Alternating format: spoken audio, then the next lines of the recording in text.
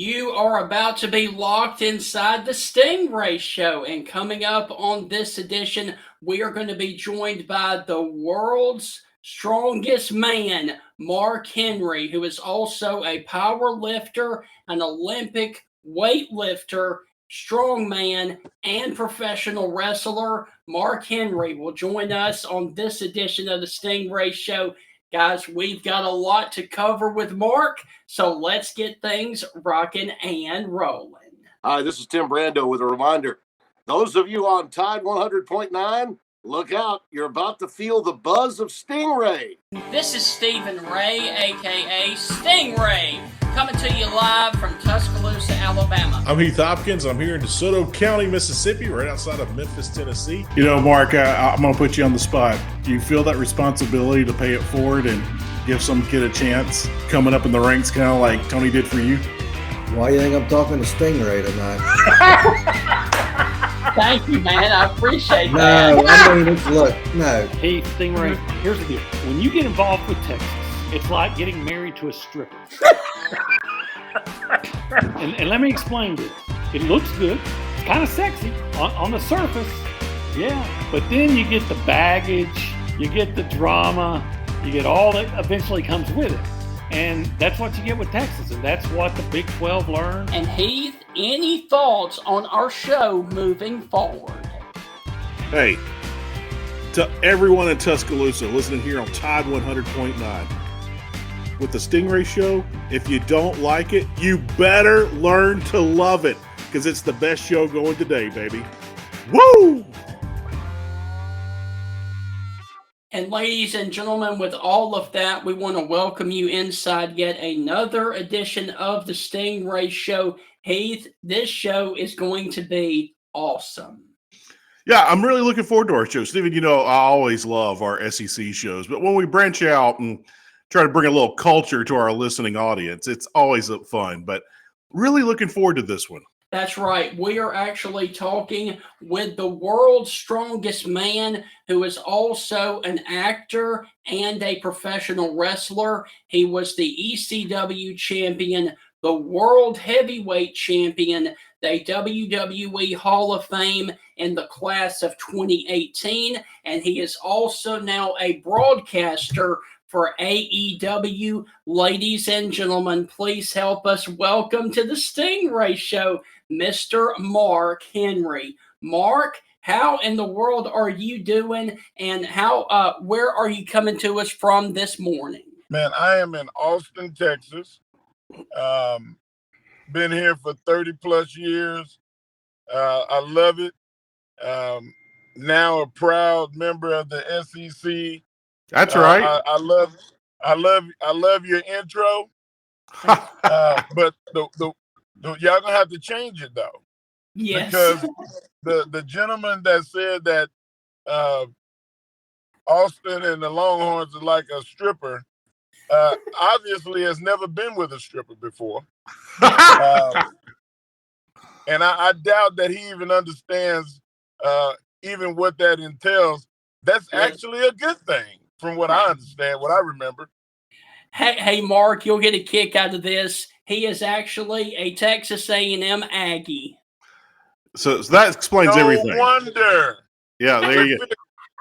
Yeah, he's a beat writer for Texas A&M as well. Olin Buchanan. He's a funny guy. He's been in, what was it, Varsity Blues? He was in the movie Varsity Blues. Yeah, so he's a writer. He's been covering high school and college sports for a while, and he was the play-by-play announcer in Varsity Blues. He is a funny individual, but I can tell you, he doesn't like Texas. But he sent his kid to Texas. His kid went to Texas. So yeah, that does make me laugh. His kid probably ran away from home. There you go. There you go. His kid probably ran away from home being an Aggie. So Mark, are you a big Longhorn fan? Oh, my gosh. I'm ate up with it. I went to University of Texas my freshman year in 1990-91 and ended up in Colorado at Pikes Peak Community College and University of Colorado in Colorado Springs. But I love my time at UT, but I came back to Austin as fast as I could. Gotcha. Understandable. Very understandable. Mark, I got to ask, how in the world did you ever get into weightlifting and powerlifting? Who was the first person that brought you in on that? You know what, man? It was me. Okay. I saw the Olympics the first time in '76, and watching Vasily Alexiev, I just fell in love with the sport. The fans threw roses at him. He was a larger than life character. And as a little kid, I felt strong already. So Mhm. most of my childhood photos are me flexing and posing like a bodybuilder because I just felt strong. And I was able to um, beg my mother for weights long enough that she finally bought some. And I trained, man, every day. It was like that was Mhm. what I did. So I fell in love with it real early.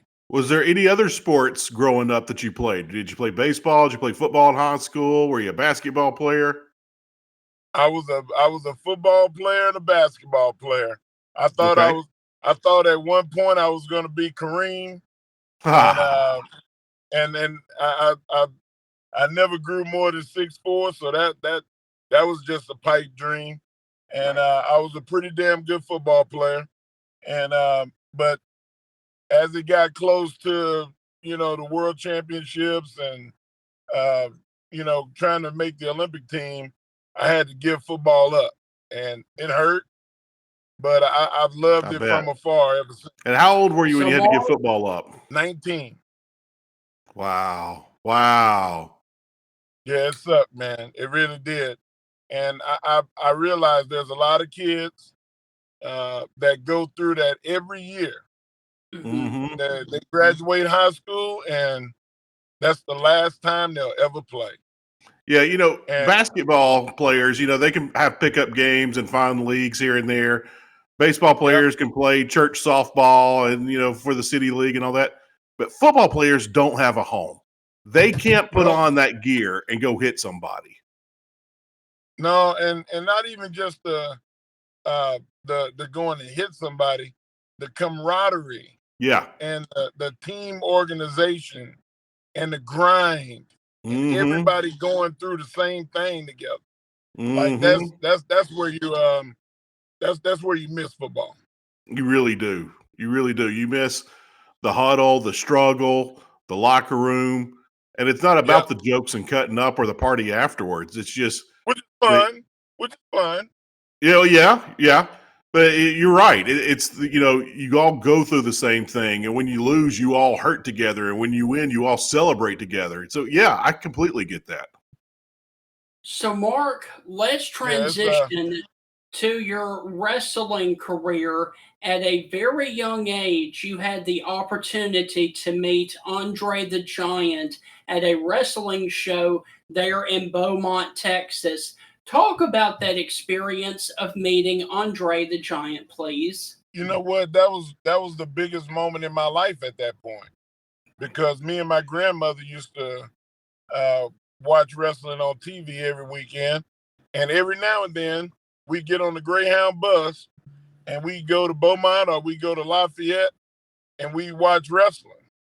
And that particular Saturday, Andre was wrestling a guy named Pak Sing Nam. And I mean, he was a big guy too. He was probably about 6'7", Mhm. 400 pounds. Just a huge man. And as Andre was coming to the ring, I was trying to reach out and touch him. And the kids behind me pushed me over the bicycle racks. Uh-oh. And my hands hit the ground. And Andre saw that, picked me up, put me on the other side of the barricade, and kept going to the ring. And man, I still to this day, I've been in the Olympic Games. I've won world championships. I had two beautiful kids. I would put that up there with everything. Right. Wow.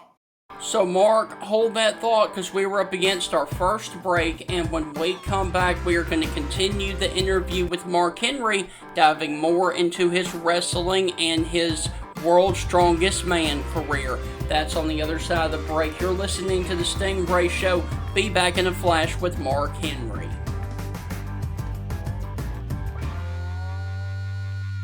Have you guys heard about the Foster's Farmers Market? Yes, that is correct. Foster's has a farmers market every Saturday from 7 a.m. until 12 p.m. And this Saturday, they're going to have strawberries, peaches, squash, potatoes, collards, onions, and spinach with a whole lot more. Now, all farmers are welcome, and if you are interested in being a vendor, please contact Monty Stamps at fostersfarmersmkt@gmail.com. Once again, that is fostersfarmersmkt@gmail.com. We hope to see you Saturday from 7 a.m. until noon at Broughton Park in Foster's for the Foster's Farmers Market. Hey, step up, bring it. Hey, whoa, hey, whoa. Yes, sir. Somebody gon' get their ass kicked. Somebody gon' get their wig split. Somebody gon' get their ass kicked. Somebody gon' get their wig split. Beat 'em up, break his neck, break his neck. Beat 'em up, break his neck, break his neck. Beat 'em up, break his neck, break his neck. Beat 'em up, break his neck. And we want to welcome you back inside the Stingray Show. Hope all is well with you. And that, of course, was the theme song of our guest this evening, Mr. Mark Henry, the world's strongest man from Texas. And ladies and gentlemen, let's go on ahead and continue our interview with the world's strongest man, Mr. Mark Henry. Mark, looking back at it, would you have started earlier in weight training? Would you have waited? How would you have handled that? If you could talk to your younger self, what would you have changed? Nothing. It was perfect. My mother wouldn't buy the weights until I was 11 years old, but she really didn't buy them for me. She bought them for my older brother who was 13. Okay. And I just owned it, man. I just took it and ran with it. I love lifting the weights, and we found out real quick that God blessed me with something unusual because I had a brother that was 2 years older than me, and I was just as strong as he was. Mm-hmm. So, Mark, in 1996, you made your first appearance in the WWF. How did you get that opportunity to start wrestling and especially working for the WWF? Well, during that time, the company saw me. I was on everything media in the world, and I got more buzz than most Olympians that were winning gold medals already, and because of people's interest in me as a character, and I'm kind of a clown, so I drew a lot of attention. And Vince McMahon, the company, saw me and invited me to come to Connecticut, and I went up there, and man, like every dream that I ever had kind of got answered. That's awesome, man. Mark, we got a question from one of our listeners, Scott McCann, and he asked the question. He wanted to ask, who do you think is the strongest wrestler gym-wise?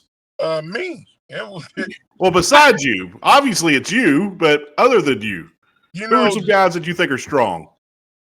Dino Bravo was really strong. Okay. Oh my God. Doug Furness was really, really strong.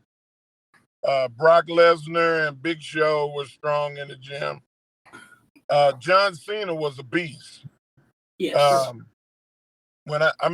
Overall strength, John Cena and Doug Furness, Ted Arcidi, those guys were.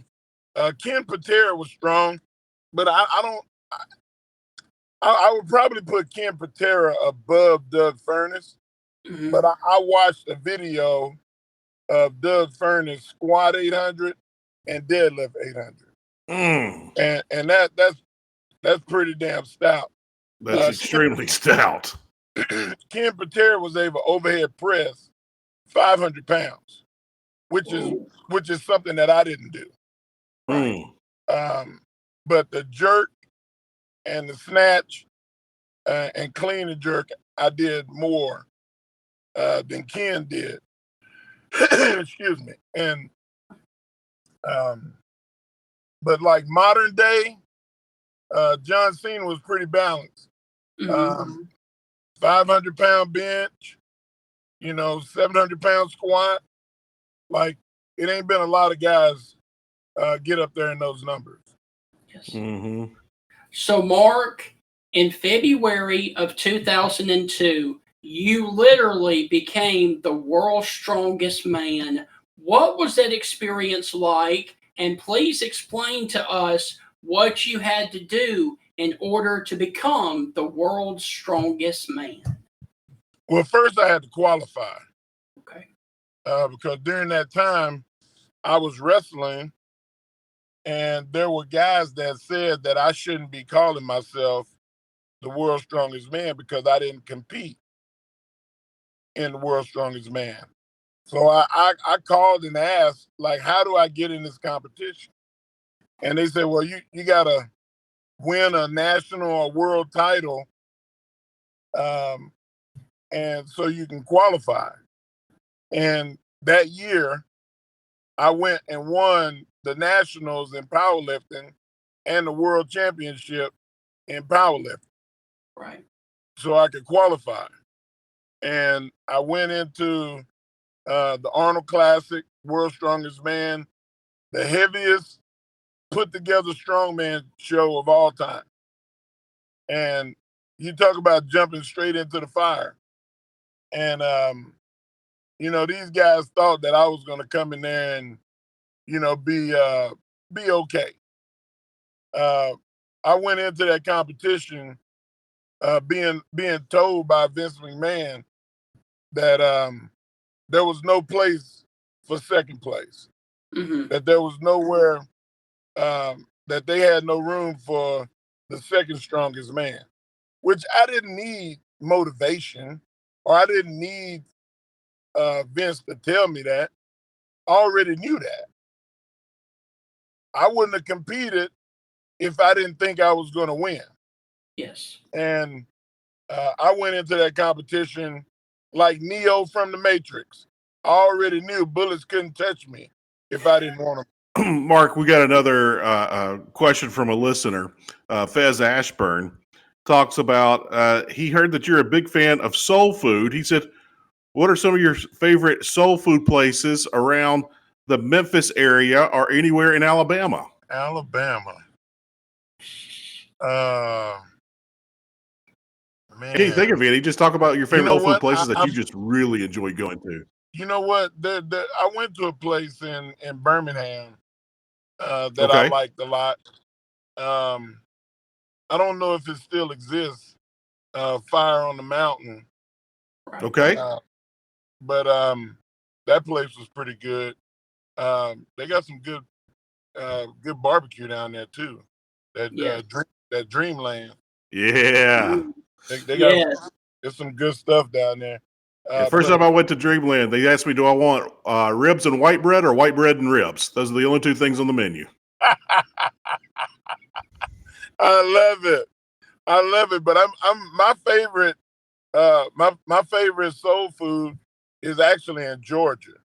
Yes. Okay.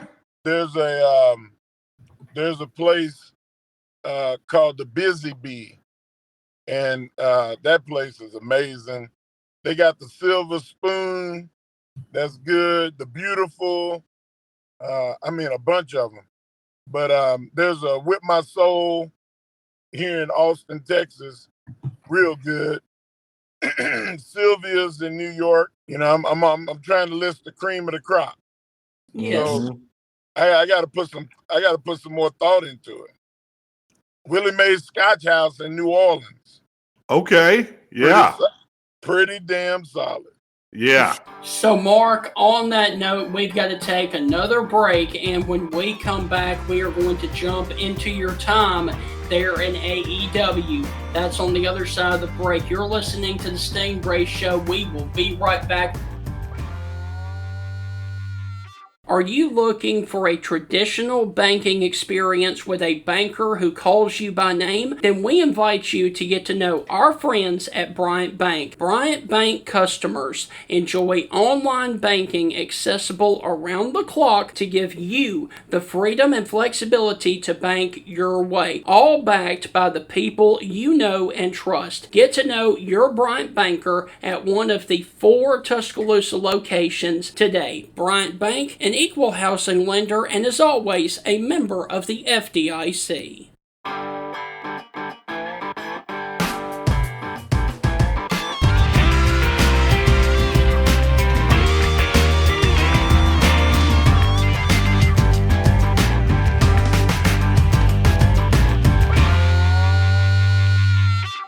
Are you guys sick and tired of spending $100 to $200 to $300 on a nice meal? If that's the case, then you need to go by a place that keeps a little money in your pocket. I'm talking about South's Finest Meats, which features Black Angus prime selection of steaks. You can find them at 3201 10th Avenue, right there in Tuscaloosa. South's Finest Meats is a company that believes in great customer service, fair pricing, and a place where you are appreciated. Go by and see them today right there at South's Finest Meats. Welcome back inside the Stingray Show. Our guest this evening is the world's strongest man, Mark Henry. And Mark, you made your debut on May the 30th of 2021 as an all-elite wrestling commentator as well as a coach. Talk about your experience there working with AEW, please. You know what? Being with the young guys, young company, there was a lot of no defined roles. Just go and make things better. Go fit in where you fit in. Whatever you could do. I had never did announcing, commentary. I did none of that before I went to AEW. So it's not like I was known for that or I was good at it. Hell, I didn't. I mean, I never thought in a million years that I would be doing commentary or announcing anything. My thing was mentoring and coaching and teaching psychology, like Awesome. getting with a guy or girl and saying, this is who your character is. This is how you make that character better, and character development. And that is what I hung my hat on. I feel like I influenced a bunch of people. I did my job. I helped them establish what the community outreach team, me and Cody Rhodes and his wife Brandy. And then I've spent most of my time in just being a kind of a conduit between the office and the talent, just helping them out as much as I could, whatever I could do. There were things that I had visions of and dreams of doing that I haven't got to do and that I probably won't get to do. And I'm comfortable with that. Yeah. You know, looking back, it could be an announcer as a child or someone now, but who's your favorite wrestling announcer of all time? Since you're doing that game now and you can look back and kind of respect the guys in the color analysts that sit along next to them, who are some of your favorites? Man, Jim Ross, man. Yes. Yeah. Like, I mean, I didn't grow. I remember Gordon Soley, but Jim Ross was the voice for me. And Michael Cole, man, like, dude is unreal. Still to this day, Michael Cole is killing. I mean, that you talk about somebody that's able to tell a story and give you information at the same time and some emotion. He does it really, really well. Excalibur, I like a lot. Him and Taz, Yeah, are I like excellent. that. They're very informative. They give you an understanding of the professionalism that's going on in the ring and Right. explain to you why things are happening. So I love that about them. So, Mark, obviously, you are a Texas Longhorn fan, and of course, Jim Ross is a huge Boomer Sooner. Tell us a little bit about what it's like that week when you guys interact. Oil and water. Like when you go to a Texas OU game, Yeah. the stadium is cut in half on the Yeah. 50-yard line. Orange on one side, crimson and cream on the other. Yeah. And it's the weirdest thing. If you're driving into the opposite side of the field, like it's deafening. You can't hear. Yeah. I've stood on the sideline many times, and Texas was driving to score. And if you were driving into Oklahoma side, you could not hear yourself breathe. Mhm. I mean, it's one of the most intense college rivalries that there's ever been. You know, we've had JBL on the show several times, and old Bradshaw, you know, he's a fan, and he said he kind of needles Jim Ross a little bit. You guys ever get together and watch games or talk about Texas football? All the time. Awesome. All the time. Like I come from a family of Aggies. Right. Well, okay. My brother was an All-American, a 3-time All-Southwest Conference defensive tackle.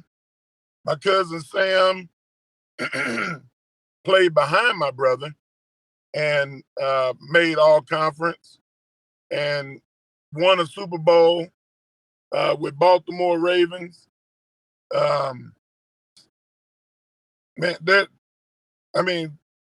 Countless other Aggies that didn't play sports, but I escaped. I'm the only one that got to Austin and got real culture. Right. That's funny. You know, you were talking about your brothers and your family, and Fez Ashburn. This was his second question that he asked. He wanted you to talk about your son. He thinks that your son's a future star, and he's getting offers from all the companies and this and that. You know, who would you like to see him join? Where would you like to see him go? Who would you like to see him being mentored by, other than you?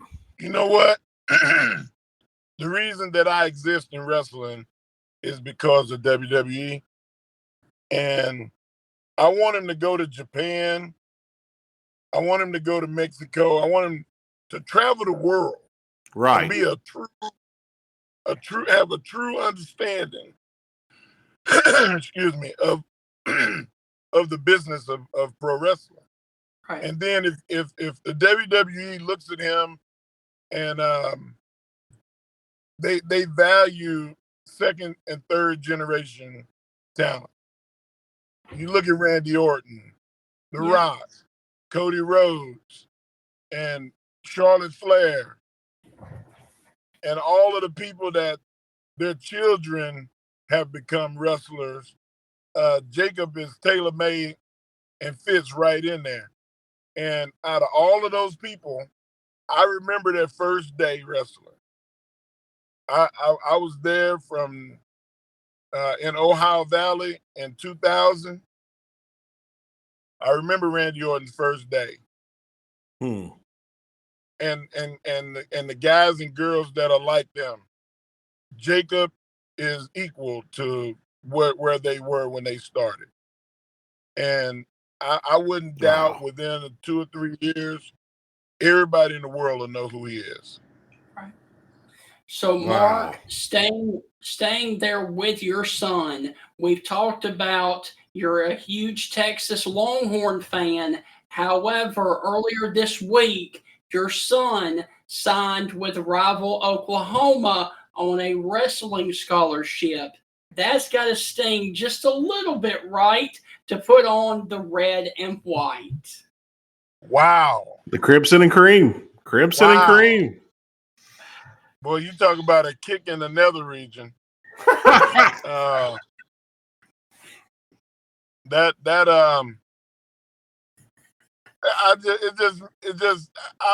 get it. Yes. Oklahoma is a storied wrestling franchise.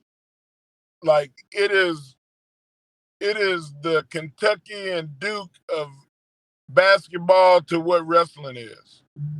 And Jacob wants to be great. Yes. And that's where he had to go. That's where his journey took him. Don't mean I gotta like it. Yeah.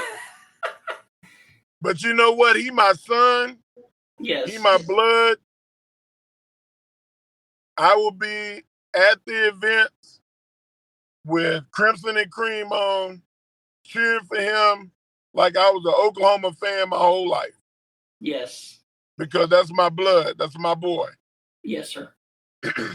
And I love him more than I love the sport Mm-hmm. and any affiliations that he joins. Wow.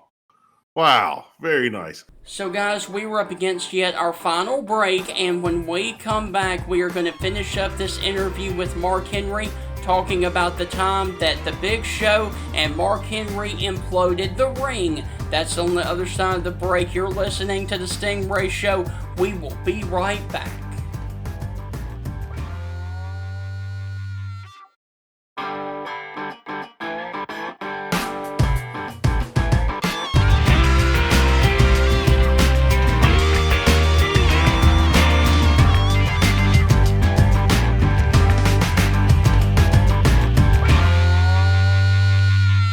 Earlier in the show, I mentioned about the Foster's Farmers Market, which is located at Broughton Park every Saturday in Foster's, Alabama, from 7 a.m. until 12 noon. All farmers are welcome, whether you are a small farmer or farming as a hobby. If you are interested in becoming a vendor, please contact Monty Stamps at fostersfarmersmkt@gmail.com. Once again, that is fostersfarmersmkt@gmail.com. We hope to see all of you guys there in Foster's, Alabama this Saturday morning at the Broughton Park for the Foster's Farmers Market. And with that, we want to welcome you back inside the final segment of the Stingray Show. Unfortunately, this is going to wrap up the interview with Mark Henry. We really do want to thank him for joining us. So without further ado, let's go on ahead and finish up this awesome interview with the world's strongest man,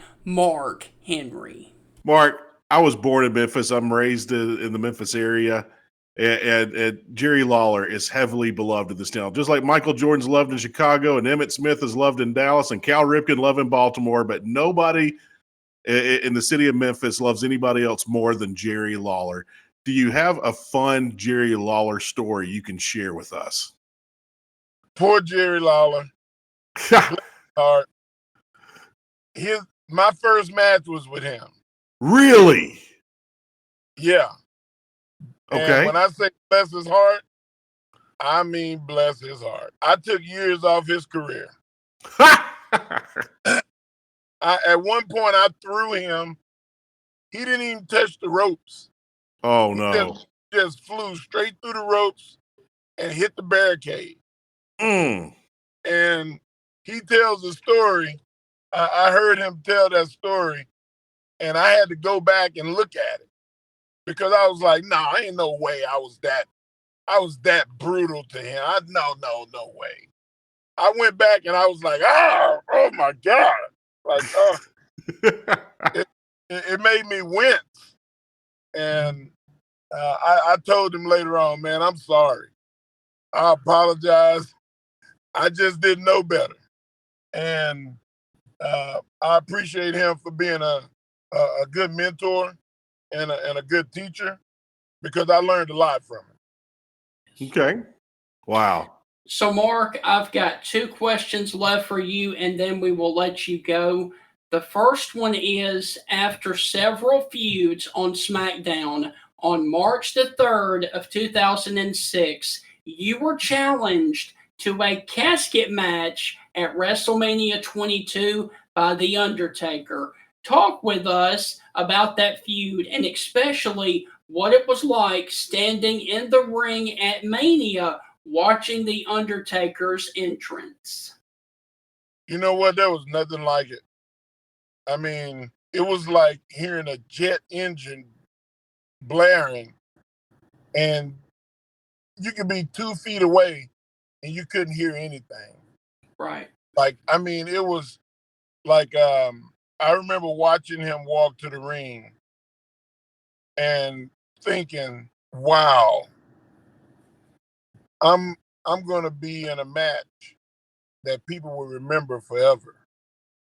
Hmm. When you're so great that you become a part of somebody else's history, you're great.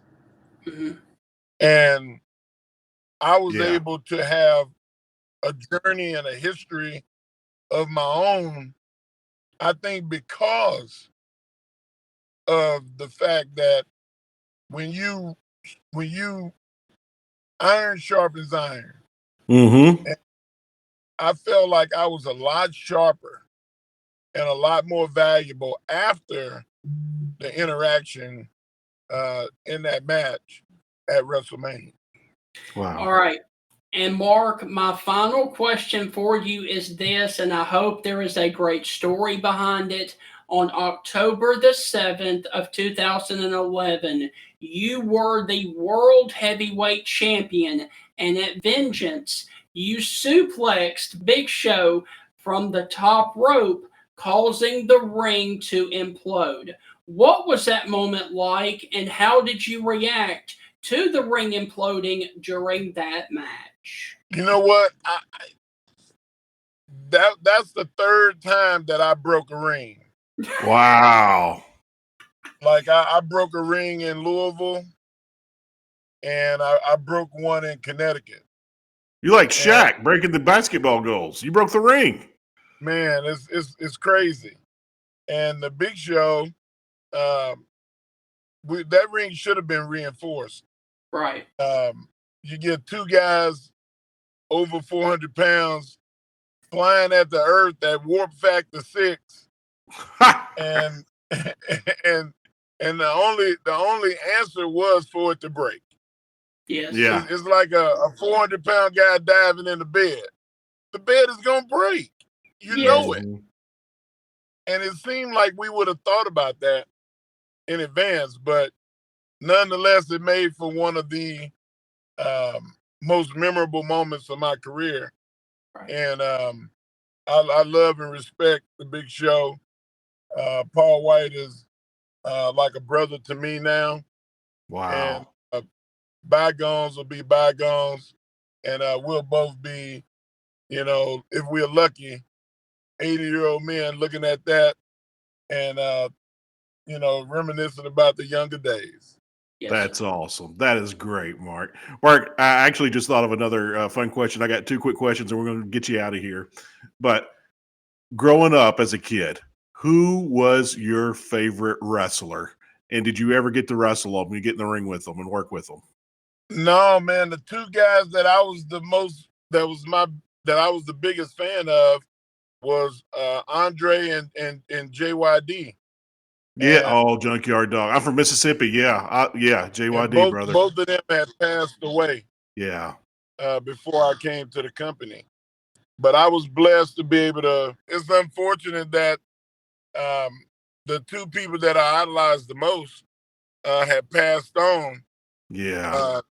Andre and JYD. But I was so blessed to be able to get in the ring with so many people that I idolized, Yeah. like Bully Bob Armstrong, Ric Flair, Arn Anderson, Yeah. Shawn Michaels, The Undertaker.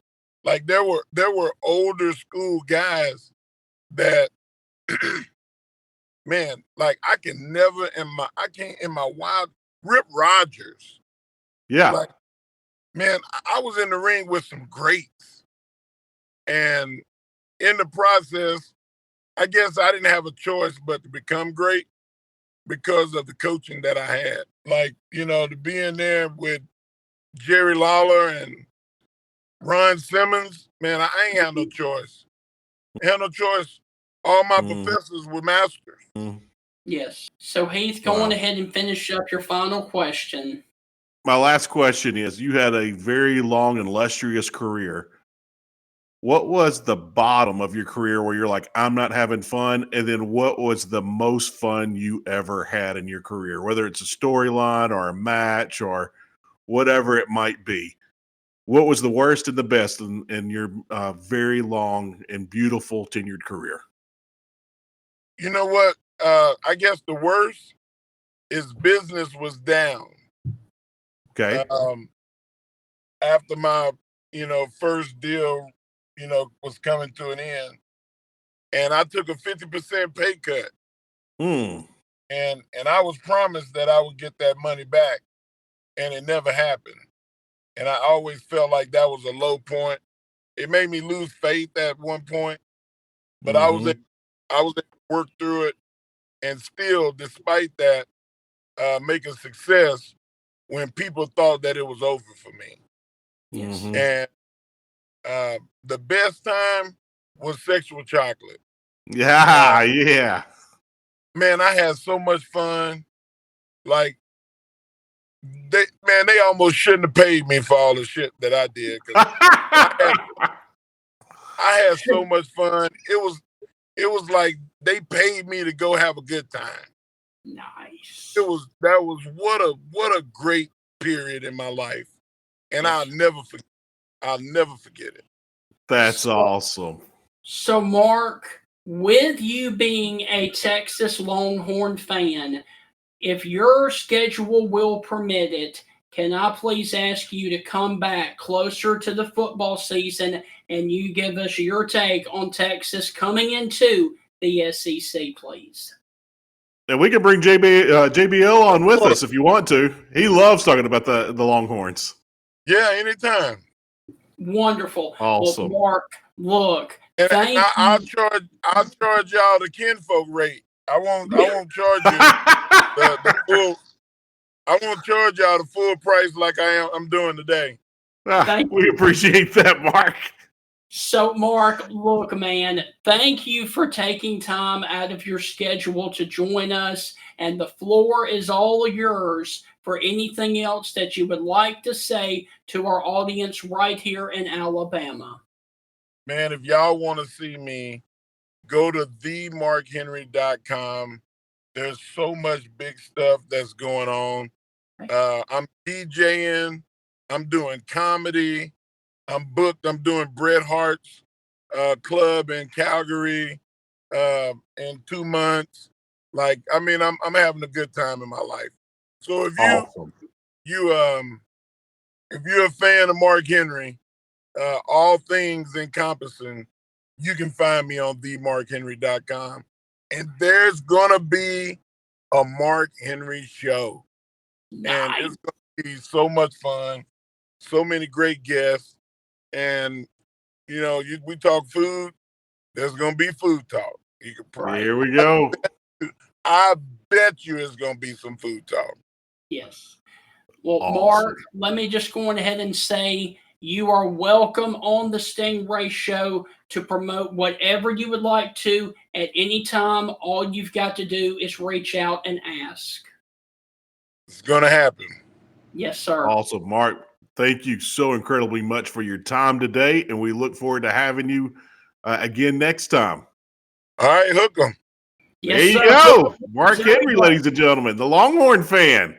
Thank Mr. you. Sexual Chocolate himself. Thank you. You're very welcome. So, guys, that is going to unfortunately wrap up yet another edition of the Stingray Show. We hope that you guys have thoroughly enjoyed it with Mark Henry, and we will be back on Monday evening because Alabama baseball is tomorrow evening right here, so that will knock out the Stingray Show. So we will see you guys on Monday. Have a wonderful rest of your weekend, and we will see you guys on down the line. And on down the line is on Monday when we will see you back here right here on the Stingray Show.